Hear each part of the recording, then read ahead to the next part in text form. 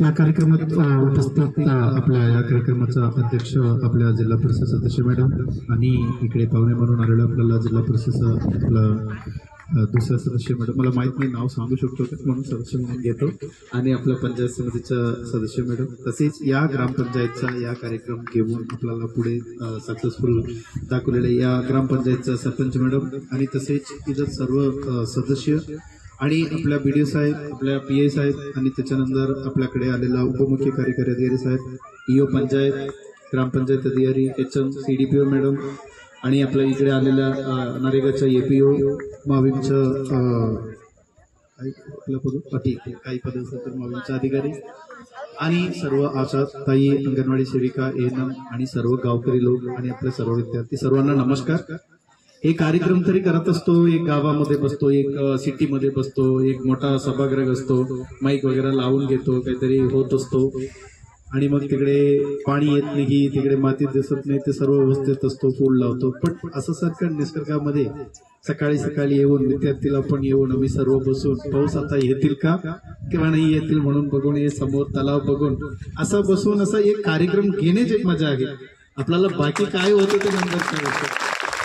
आता नसं माझ्यासाठी तरी मॅडमनी बोलवलं, आता तर आम्ही असंच तरी काहीतरी मीटिंग, काहीतरी रिव्ह्यू असं काहीतरी करत असतो, एएनएम पण जात असतात, पीएचसी मध्ये बसलेले असतो.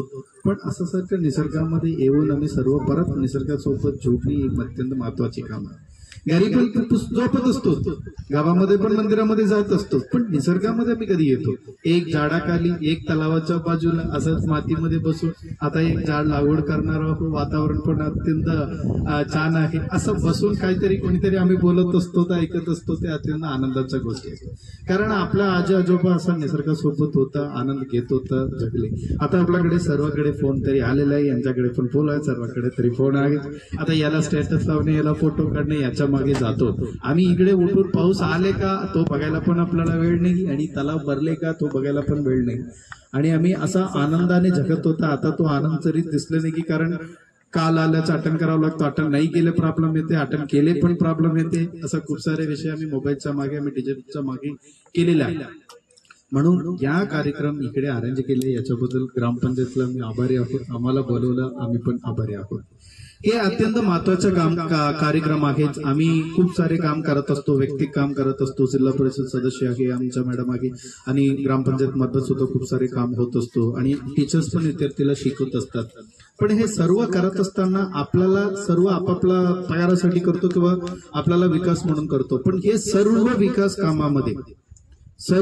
कामामध्ये एक अत्यंत महत्वाचं काम म्हटलं तर आपल्याला रोड रस्ता बनण्यापेक्षा आपल्याला झाड लागवणी, आपल्याला तलावला, आपल्याला व्यवस्थित त्याला पुनर्जीवन देणे, हे अत्यंत महत्वाचं काम असतो. कारण आम्ही आता आमचं 40-50 वर्ष झालेलं आहे, काका आता झालेलं आहे, माझा पण वय झालेलं आहे, आम्ही पण सर्व काय बघितलेलं आहे. पण हे मुलं इकडे बसलेले आहे ना, यांच्यासाठी काहीतरी उरायला पाहिजे, आणि यांच्यासाठी एक झाड तरी पाहिजे, हवा तरी पाहिजे, पाणी तरी पाहिजे. आता मला आनंदाने सांगू इच्छितो, आपल्या गोंदिया जिल्ह्यामध्ये 1007 तलाव आहे.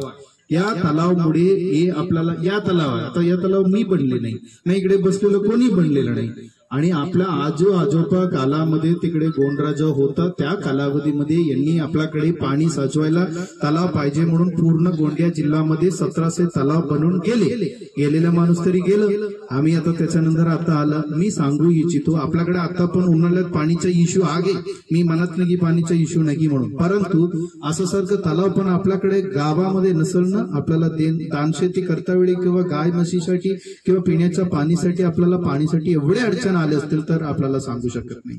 म्हणजे आपल्याला 300, 400, 500, 600 वर्षाची पूर्वी आपल्याला येणाऱ्या पिढीसाठी त्यांनी तलाव बनवून गेले, तसाच आपल्याला झाड लागवड करून गेले, आणि एक गाव स्थापन करून गेले. असं सारखं आम्ही सर्व मिळून, आणि हे आपल्यासाठी नाही आहे, आता आंबे आले आम्ही खाणारच आहे, पण याचा उद्देश असा आहे की आपल्याला पावसासाठी आम्ही झाड लागवड करतो, आम्ही रोड रस्ता करतो, तो होत असणार, परंतु असं सरकार निसर्गाला वाचवण्यासाठी आम्ही छोटा मोठा काम करतो. त्याच्यासाठी आम्ही सर्व लोक येऊन, काही लोक इकडे बसलेले आहे, काही लोक बोलायला संधी मिळालं, काही लोक हे लावायला संधी मिळालं, काही लोक हे लावून दिली, काही लोक हे झाड देऊन दिली, काही लोक इकडे प्रिंटआउट करून सुस्वागतम म्हणून चिपकलं, काही लोक आता त्या मुलांना आणले, काही लोक हे लावून दिली, काही लोक आता जेवण बनवून झाले असतील. ते सर्व करून राहिले. पण हे असा मोठा काम करतो छोटा काम करतो म्हणून नाही. काही लोक फक्त येऊन गेले, बसून गेले. आपल्याला येऊन बसल्यानंतर सुद्धा आपल्याला एक हे अर्थ मिळतो या कार्यक्रमाला.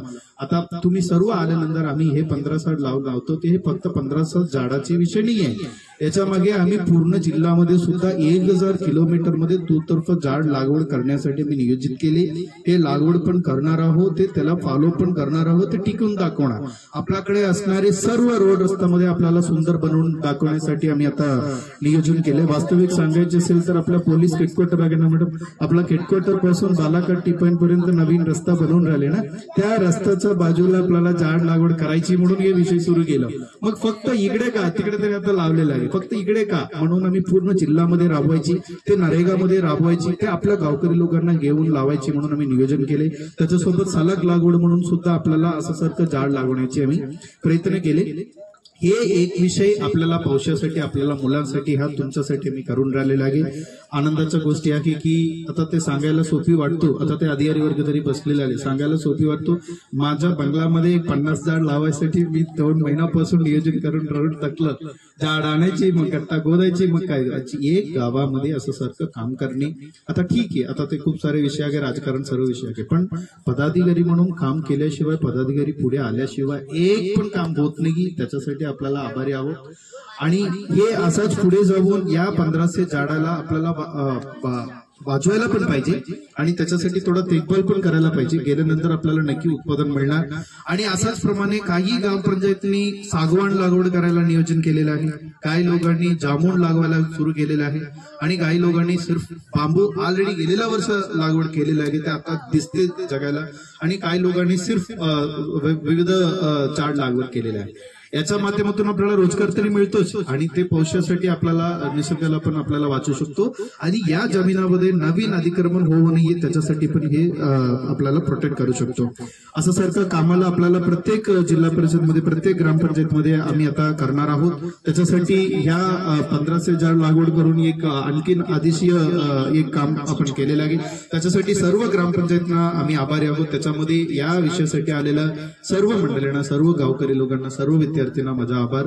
आम्ही या कार्यक्रम आज इथे उद्घाटन झालेलं होणार आहे आणि त्याच्यामध्ये आम्ही सर्व झाड लागवड करणार आहोत, त्याला आम्ही जतन करणार आहोत. त्याच्यासाठी आम्ही सर्वांचा मी आभारी आहोत.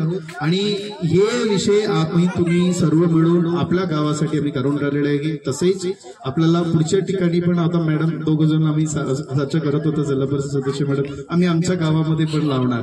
हे परत पुढच्या गावामध्ये करण्यासाठी आपल्याकडून एक उत्साह मिळाला आणि त्याच्यासाठी पण आम्ही आभारी आहोत. या कार्यक्रमात आलेल्या सर्वांनी आभारी आहोत. आम्ही झाड पण लावूया आणि त्याला रचन पण करूया. धन्यवाद.